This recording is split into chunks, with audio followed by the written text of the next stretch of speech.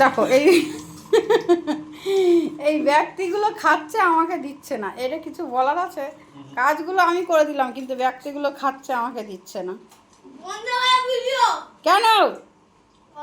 করবো না আমি, আমার মনের ইচ্ছা, কি বলবো আমি নিজেই বুঝি না। তোমার মনের ইচ্ছা তোমার মনে রাখো।